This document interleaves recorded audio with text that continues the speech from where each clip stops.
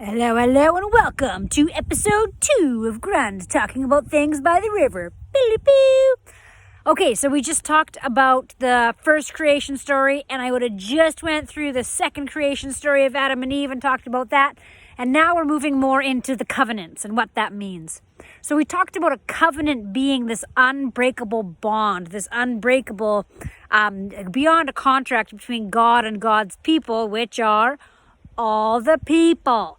And so we're going to look at Abraham, and the story of Abraham is something within him. He's able to hear a different way of being. He's able to hear God's voice, or this yearning from within him, and that ends up taking him away from what he's always known. So he's always known this one way of being, and all of a sudden he wakes within himself to hear this other way of being, of this one God that's calling him.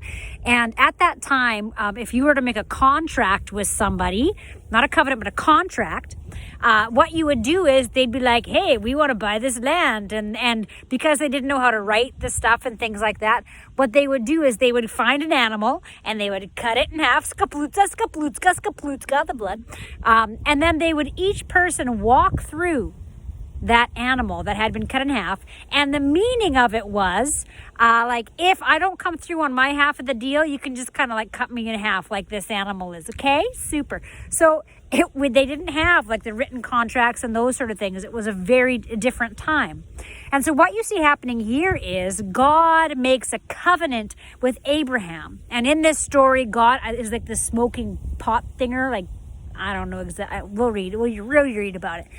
And he says, okay, we're going to make this covenant or this contract. So Abraham knows what that means. So they find an animal, cut it in half, splutza, splutza, splutza.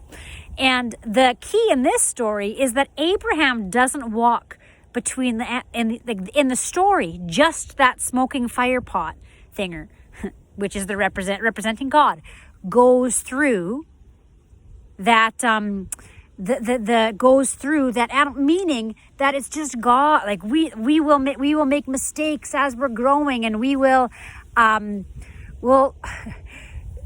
won't get everything right. But the meaning of this covenant is that God will never leave us. Wherever we are in our lives, God is there loving us, inviting us into wholeness.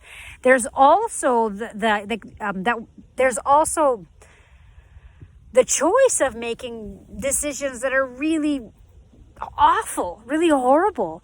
But to know that our core is always this goodness and this beauty, and that God never leaves us. That's God's promise. That's this covenant. And it's an eternal covenant, meaning forever and ever. Amen. And we'll also look at Moses and the reeds and that story, and the two women in that story who are amazing, Shiphrah and Puah. You don't hear about them lots, but they are incredibly brave women, and we'll talk about them.